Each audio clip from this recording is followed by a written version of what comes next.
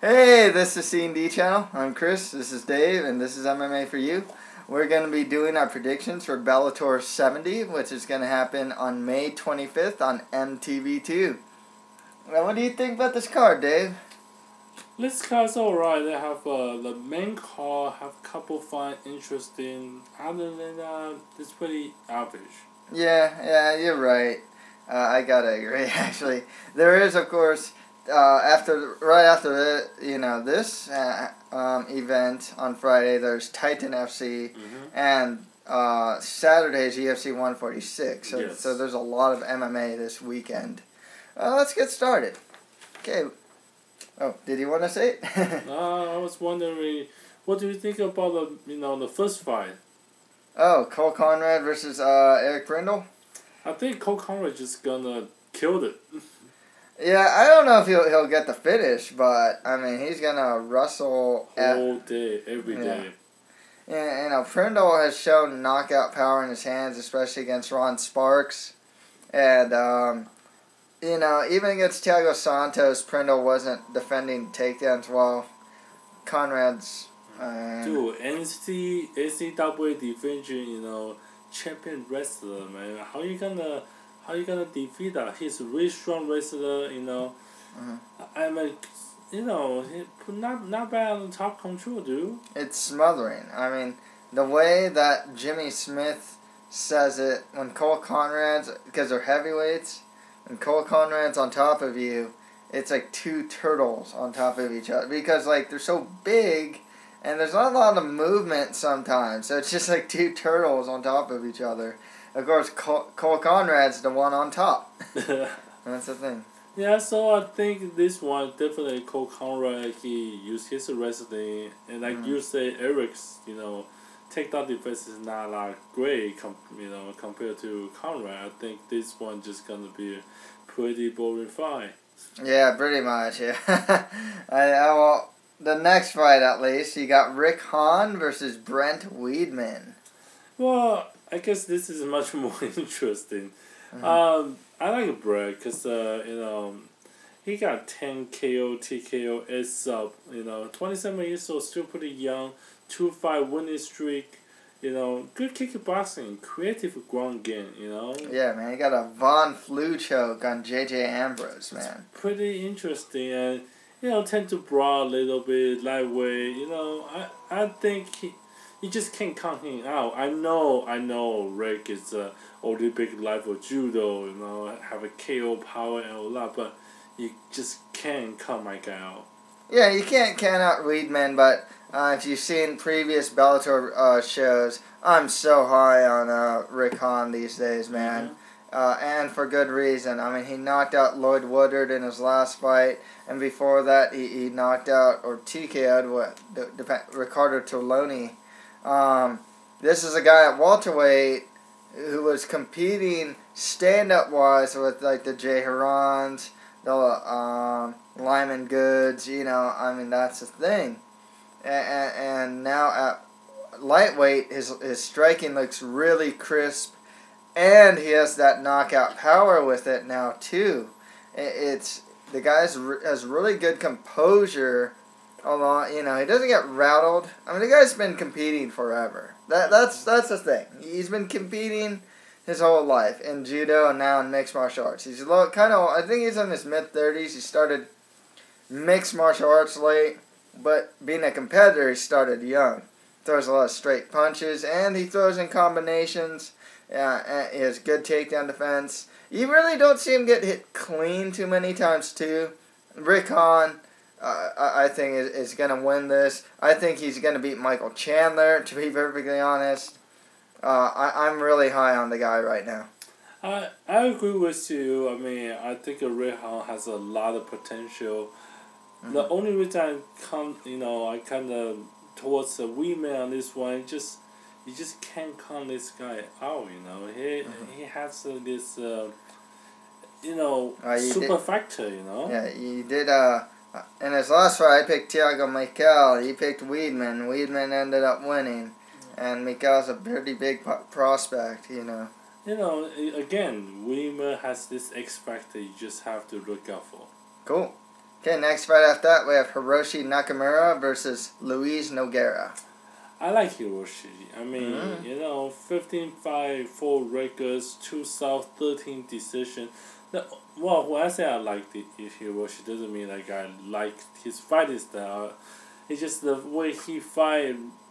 He's a grinder. Okay, nobody like grinder.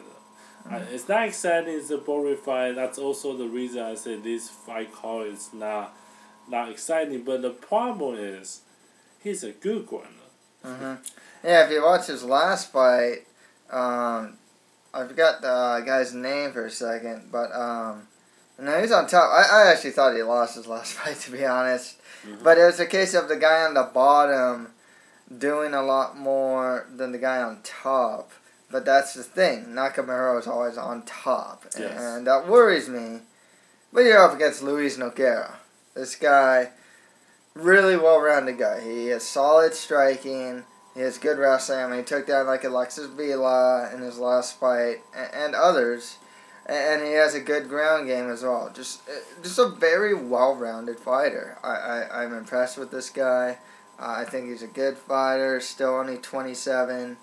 I think he'll have, hopefully, if he does get taken down, he'll have the jiu-jitsu to get back up. I'm kind of worried about that because, grinders. But he has strong wrestling himself. So, we'll see how this goes. But I got Luis Nogueira winning this one. Again, Hiroshi, just because he's a good grinder. Cool. Next fight after that, the final fight of the main card, is Derek Campos versus Rich No Love Clementi. Why is he no love? Because I think this guy's actually pretty good. It's actually it's kind of a funny story. I don't really want to get into it here, but I got Campos here. I liked Clementi. I was watching him back in the UFC. He's a good fighter. Lots of experience, man. But Campos, 9-2 record. 2 wins by KO or TKO, 4 wins by sub, but he's only 24. Definitely a guy that's just steadily improving. Gotta go with Campos. I still think Rachel has a chance to win here. I mean, again, like you said, 42-21, 1 records. This guy has experience. He's seen it all. He does so. He used to be in UFC. This guy, you gotta watch out. A lot of experience. The young kids come on the board. I don't know. And then another thing, he has a good BJJ. 9 KO, TKO, 25 submissions. 25 submissions. He's always had Rich Clementi has always had a pretty crafty ground game. Always got to watch out for that. He really does define crafty veteran. I think he trains a lot of fighters these days too. That's why. That's the thing. I think Clementi has a chance to win this fight. Cool. Okay, on to the prelims. We have Keith Snyder versus Josh Shockley. Josh will shock you. Yeah, I mean, with Schneider here, 6-6 record, not big on the record here. He's trading wins and losses right now. Not really the most consistent guy.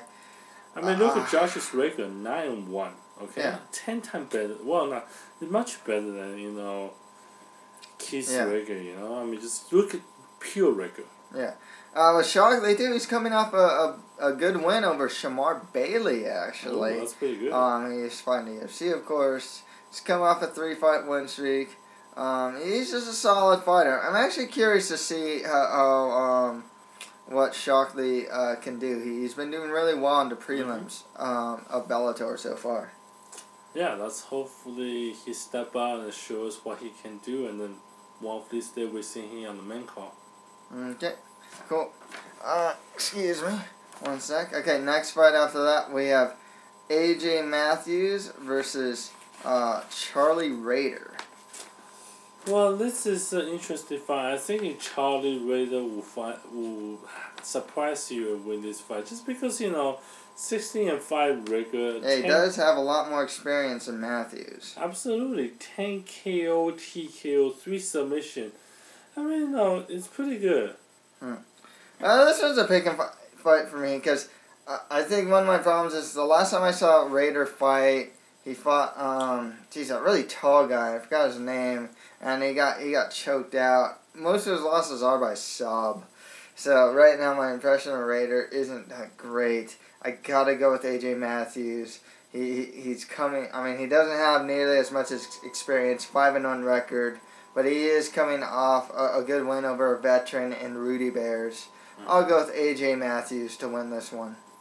I take a chance on Raider. I just think, I mean, again, experience play a long way. Yeah, exactly.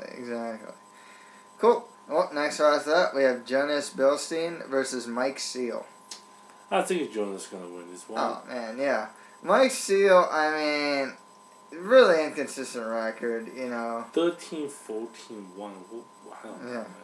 Man. It's, gosh, this guy, with a lot of these guys, it's really interesting because, like, they fight to finish, like Mike Seal, it's a 9 wins by KO TKO, 4 wins by sub, and that's, all of his wins are by finish.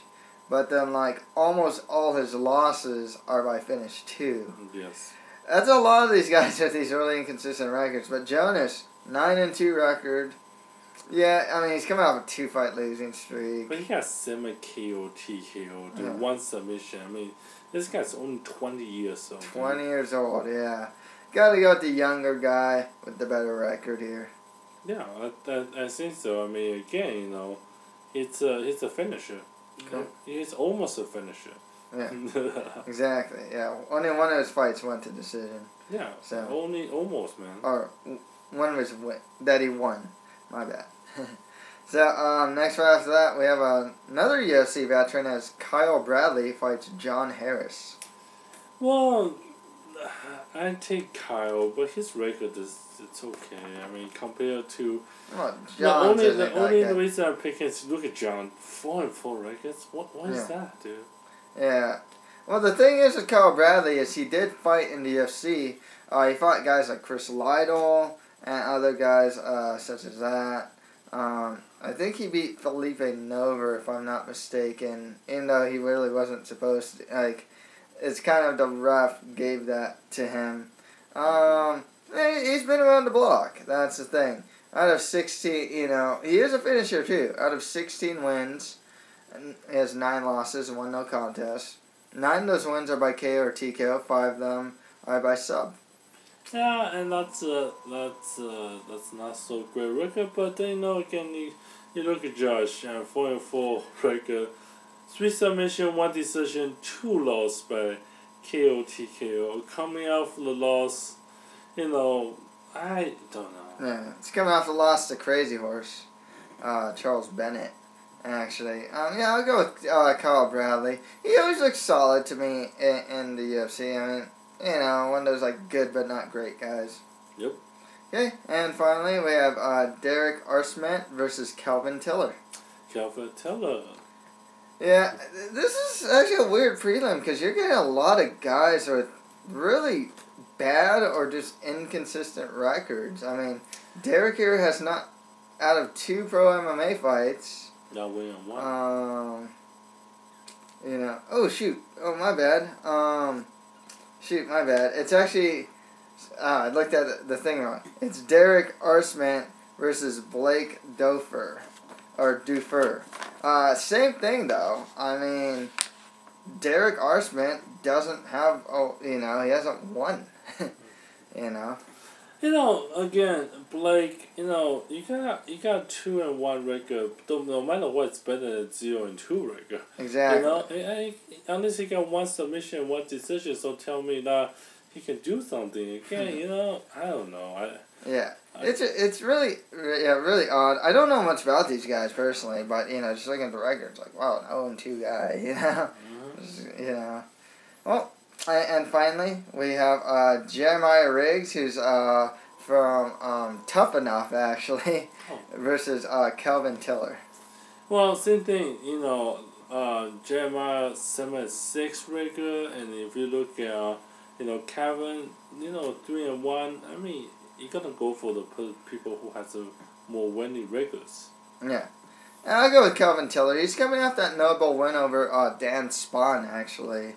And he is coming off a 3-fight win streak. His only loss is his first pro MMA fight. So, I'll go with Kelvin Tiller. I'll go with you.